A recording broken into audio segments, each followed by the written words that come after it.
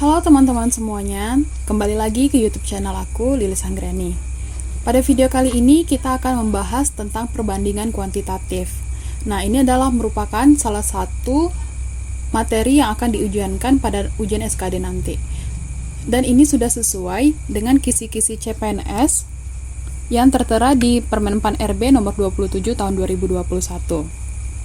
Kalau teman-teman mau tahu apa saja kisi-kisi untuk SKD CPNS tahun 2021 ini, teman-teman bisa klik link yang ada di sudut kanan. Oke, baiklah, kita akan langsung aja bahas apa itu perbandingan kuantitatif dan apa saja contoh-contoh soal dan pembahasannya akan aku jelaskan di video kali ini. Pengertian dari perbandingan kuantitatif itu sendiri adalah upaya untuk membandingkan dua atau lebih objek yang sama dengan angka-angka.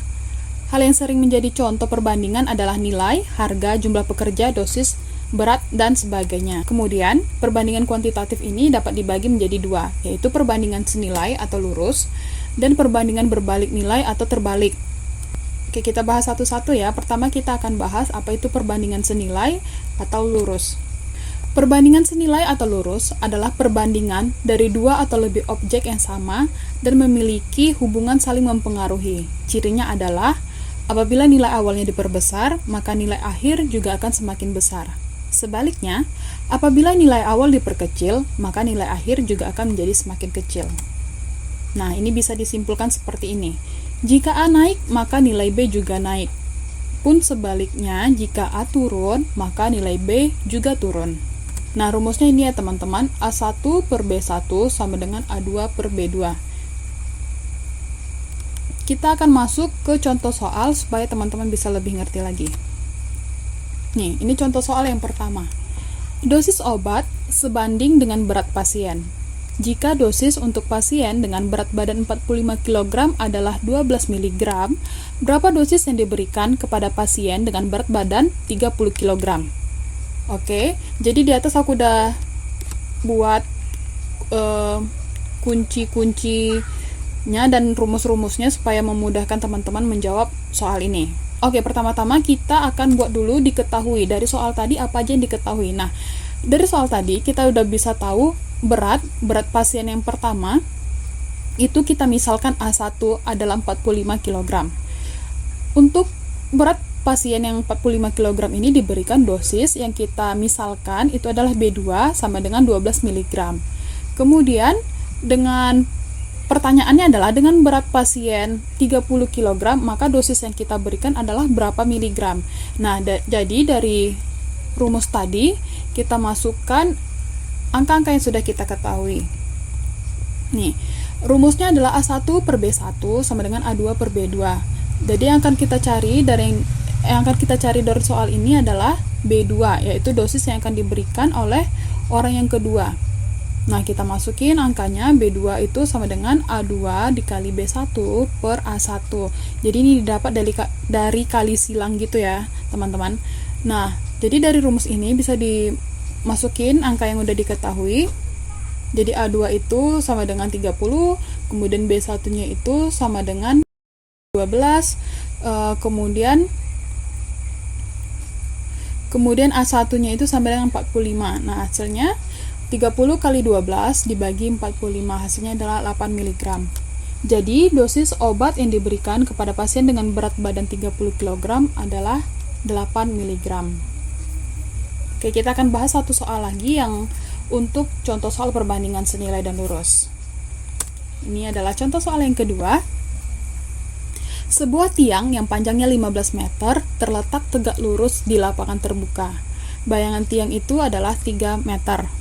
Di tempat yang sama, tentukan panjang bayangan suatu pohon jika pohon tersebut tingginya adalah 30 meter. Jadi dari soal ini sama ya, mirip contoh soalnya dengan soal yang pertama. Jadi kita langsung aja di pembahasannya. Kita bikin diketahuinya dulu. Panjang tiang yang pertama kita tahu itu 15 meter, kita misalkan itu adalah A1, dan memiliki bayangan itu setinggi 3 meter, kita misalkan B1. Kemudian tinggi pohon yang kedua, yang akan kita cari tahu bayangannya berapa, itu adalah 30 meter, kita misalkan sebagai A2. Maka yang ditanya adalah bayangan dari si pohon tadi, kita misalkan B2. Nah, di atas aku udah bikin rumusnya. Jadi teman-teman langsung masukkan aja angkanya ke rumus itu. A1 per B1 sama dengan A2 per B2. Nah, yang kita cari adalah B2. B2 sama dengan A2 dikali B1 per A1. Maka B2 adalah 30 kali 3 per 15. Hasilnya adalah 6 meter.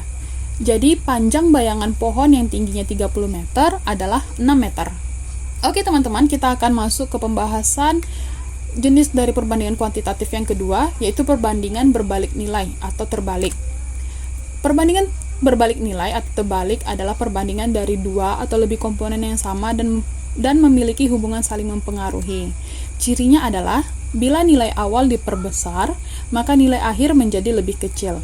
Sebaliknya, bila nilai awal diperkecil, maka nilai akhir menjadi lebih besar. Jadi ini kebalikan dari perbandingan lurus tadi.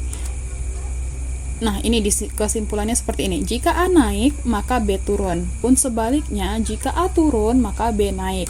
Rumusnya, A1 kali B1 sama dengan A2 dikali B2. Kita masuk ke contoh soal ya teman-teman. Soal yang pertama, untuk mengerjakan pembangunan sebuah rumah, dibutuhkan 15 orang pekerja agar selesai dalam 30 hari. Jika pekerja yang didapat hanya 10 orang, maka rumah akan selesai selama... Nah, dari soal ini, kita bisa lihat nih, kalau misalnya pekerjanya 15 orang, maka selesai dalam 30 hari. Nah, yang jadi pertanyaan, jika pekerjanya hanya 10 orang, sudah pasti pekerjaan itu akan selesai lebih dari 30 hari karena yang mengerjakan itu lebih sedikit orangnya. Oke, langsung aja kita bahas soal ini. Pertama-tama kita harus bikin dulu diketahui. Nah, yang pertama itu kita tahu jumlah pekerja, itu kita misalkan A1, itu ada 15 orang. Jika 15 orang mampu mengerjakan pekerjaan itu selama 30 hari, 30 hari itu kita ibaratkan sebagai, kita misalkan sebagai B2. Kemudian yang jadi pertanyaan, jika pekerjanya hanya 10 orang, maka pekerjaan itu dapat selesai berapa hari? Nah, rumusnya adalah A1 dikali B1 sama dengan A2 dikali B2. Kita masukin ke rumus, maka didapatlah B2 itu sama dengan A1 kali B1 per A2. B2 sama dengan A1 tadi udah tahu nilainya 15, B1-nya itu udah tahu nilainya 30 per 10, maka didapatlah 45 hari. Jadi jika pekerja yang didapat hanya 10 orang, maka rumah akan selesai selama 45 hari. Ini ada contoh yang kedua untuk soal perbandingan berbalik nilai ataupun terbalik. Dengan jumlah pekerja sebanyak 12 orang, sebuah proyek dapat menyelesaikan selama 15 hari. Agar proyek dapat selesai selama 10 hari, maka banyak pekerja adalah... Nah, ini hampir sama dengan soal sebelumnya. Yang membedakan adalah yang sebelumnya kita ditanyakan tentang hari, yang ini kita ditanyakan dengan berapa jumlah orang yang akan bekerja untuk menyelesaikan proyek selama 10 hari. Langsung kita bahas soalnya. Diketahui pekerja itu adalah 12 orang, kemudian dapat selesai dalam 15 hari. Kemudian yang menjadi pertanyaan adalah, untuk menyelesaikan selama 10 hari, maka kita butuh berapa pekerja? Kita masukin ke rumus. A1 dikali B1 sama dengan A2 dikali B2. Nah, A1 12, B1 itu 15, kemudian A2-nya itu yang ditanyakan, dan B2 itu yaitu yang 10 hari. Kita masukin ke soal, kita selesaikan. A2-nya ataupun jumlah orang yang kita butuhkan adalah 18 orang. Jadi agar proyek dapat selesai selama 10 hari, maka pekerja yang dibutuhkan adalah 18 orang. Jadi tips untuk mengerjakan perbandingan kuantitatif ini yaitu yang pertama, teman-teman harus perhatikan satuan dari semua variabel. Kemudian pahami jenis perbandingan kuantitatifnya, apakah itu perbandingan kuantitatif terbalik atau perbandingan kuantitatif yang lurus. Kemudian jangan terkecoh dengan soal yang terlihat mudah. Yang keempat, perhatikan efektivitas waktu. Jadi teman-teman jangan kelamaan mikir tapi langsung kerjakan soalnya. Nah, yang kelima itu jangan panik dan tetap tenang. Oke teman-teman, tadi kita sudah membahas tentang perbandingan kuantitatif. Nah, semoga teman-teman bisa mengerti dengan apa yang sudah kita pelajari hari ini. Dan semoga teman-teman bisa semangat belajar sehingga teman-teman bisa lulus CPNS. Terima kasih. Terima kasih sudah menonton video ini. Jangan lupa like, komen, dan subscribe.